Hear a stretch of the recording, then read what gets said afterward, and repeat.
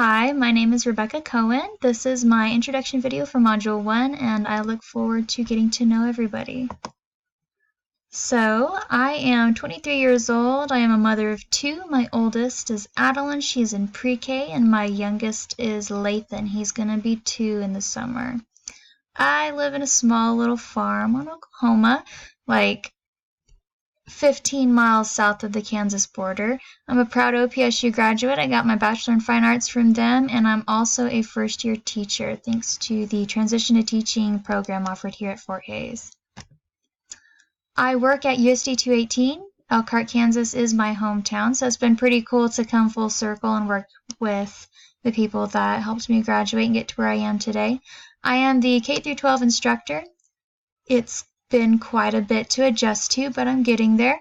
Still not really a grade school person, but I have time to adjust. I am thankful for my smaller class sizes. My biggest class is about 22, 23 students usually. I'm really happy to have such a positive school environment and amazing administration, and all 3 principals that I have are awesome. I'm also an artist. I love watercolor and acrylic. I also like to throw on the wheel and do sculpture. This is some of the stuff I've made. Now going on to the research part of this assignment, we're going to talk about mindsets. So there were 3 different mindsets that were discussed. All students can learn, teacher collaboration, and optimism. I don't have anything negative to say about these. They're all important. As a teacher with not accepting excuses from your students, that's probably key, especially when you have students that have that negative mindset if they can't do it. All students can learn. You just got to give them a chance to want to and a chance to try. They've also got to give themselves that chance. I'm so thankful for collaboration. We have it every single Wednesday. I've gotten amazing classroom management strategies, tons of tips, heads up on student concerns as well as successes, and really I'd be lost without my coworkers, and I'd also be lost without all of the other art teachers that I've come to know. They've been my saving grace. Dispositions are like personality traits that great leaders have and possess. Confidence, of course, is a no-go, like obvious. You've got to be able to lead despite criticism and what others might say about you. You've got to do the right thing even when it's tough. You've also got to be decisive. So you've got to not be afraid of taking risks, and you can't be afraid of failure. You can only learn from failing, right? You got to have a sense of humor.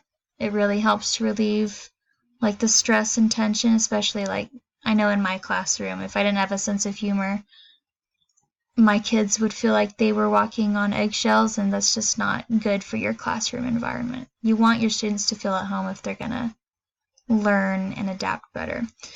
You also have to be empathetically assertive, so that just means you got to know when to pause and be patient, and then you also have to know when to push. You also have to be ready to admit that you don't know it all. So you've got to be willing to always learn, always improve, and not only learn, but also implement what you learn in real life. If you're taking classes and seminars and everything on how to be better, but you don't use it, you're not benefiting yourself or anyone else around you. There are also 3 different practices that was discussed. Focus and prioritizing. So like being able to communicate clearly. You've got to have the courage to say no in the classroom, which we all know. And then simplicity. So like have a rule list, not a rule book. Examining feedback and data. It's also what TTT has really helped me with, being a reflective, observant teacher. So don't be afraid to go through your lessons and see what went wrong. Take advice from staff. Even opinions from parents and students can be helpful. And also make sure you're focusing on what's relevant. Like with my district, we had parent surveys and student surveys after parent-teacher conferences. Taking away the anonymous feedback really helps. So you're not going to get anything productive from anonymous comments. We have emotional intelligence, so you just got to be able to read people. You've got to also be reflective on your interactions with your students and staff. And again, I don't disagree with any of this. Principles of ethical leadership, there are 8 of them. So personal courage means you got to be able to take a stand. I do believe that's really important, especially if it might be a difficult thing to do, even if it means standing up against what is popular, maybe even in the face of those who decide whether or not you're employed. Public interest ahead of self, of course. If you're going to lead an organization, you can't be in it just for you. You've got to be in it to benefit the whole organization. You also have to have integrity and self-control. You're not going to be a great leader solely on blind trust. You've got to give them a reason to trust you. So like mutual respect. You've got to not only talk ethical decisions, but you've got to make the ethical decisions. And you've just got to be a positive role model. Be a good, decent human being. You've also got to work on balancing taking care of not only your faculty, but also your students. If you neglect the needs of one, you're going to hurt the other. You've also got to be able to recognize talent. It means just a basic human tendency. If you're doing something great, you want to be recognized for it. A pat on the back feels great to everybody, especially your students. Requiring high ethics from everyone just means your expectations are high for everybody. You expect the best from everyone. There's no exceptions, no reason to let anybody at all slide. Sensitivity and understanding, if you come across to people as understanding and caring, they're more apt to be open to you and a lot more comfortable as well. But this also means, being aware of political, social, and economic differences within your environment, and being cautious of what all you might say and possibly offend. Inclusiveness means just a sense of belonging. If your staff feels like they belong and your students feel like they belong, you're going to get a lot more productivity. I know it sucks to feel completely alone and like you don't belong. Being in a positive environment makes all the difference, whether or not you love your job or hate it. So getting a little more personal, like with my reflection upon myself with these 2 articles, my mindset, I am very solid on believing all of my students can learn as long as they try. Like, my biggest thing that I tell my students every day is, I'm not looking for a Michelangelo or a Picasso or the next famous artist. I just want you to try, and I want you to experiment, push yourselves. My disposition, I'd say like my strongest disposition out of those categories would be my sense of humor. I've had students comment that they're thankful I can take a joke or that I'm laid back with them. And to me, I feel like that's what's really helped give my classroom a sense of just feel good.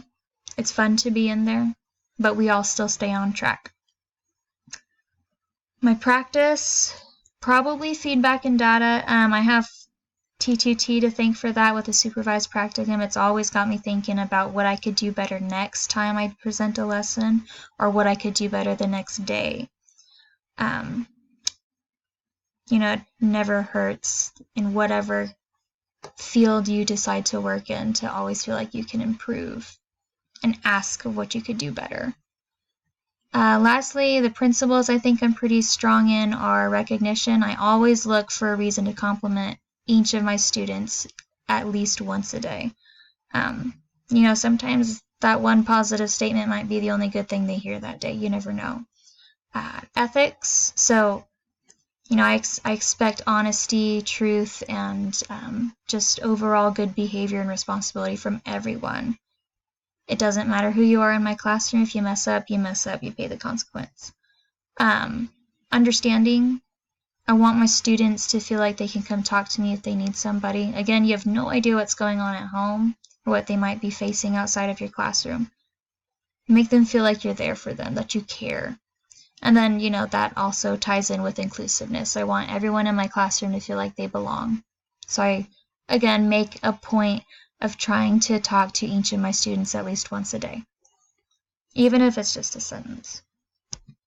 Now, what I need, I know, is more positivity, particularly with myself. I get really hard on myself when I feel like I've failed or like maybe I'm not getting through to these students.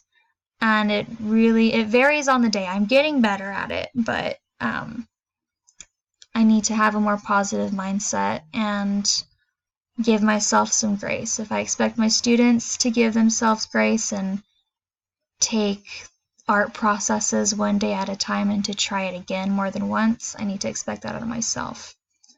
I also feel like I need to be more confident and I need to be better at decision making. I don't think I've ever made so many split decisions in my life than when I first started teaching. Again, I think I'm getting the hang of it, but it's been rough. I also need to focus and prioritize my classes a little bit more. So instead of necessarily grade level, it goes by like experience. So like my high school classes are Art 1, Art 2, Art 3. And I really want to get like a system of scaffolding there. So maybe focusing on techniques in one class and then maybe adding history into another.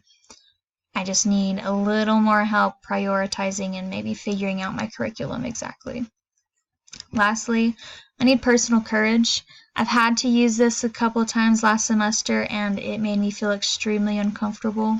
And it took a lot of like self-assurance to get to the point where I spoke up and said something when I know something wasn't right. But I mean, it worked out in the end. I just am very far from being comfortable with personal courage. Lastly, how does all of this stuff help the school and your environment? I mean, really, not just faculty, but if your students feel like they're in a good, safe place and everything, it's positive, they're going to want to work harder for you. They're going to want to be there, so then their morale and overall like mindset and self-efficacy will be higher automatically.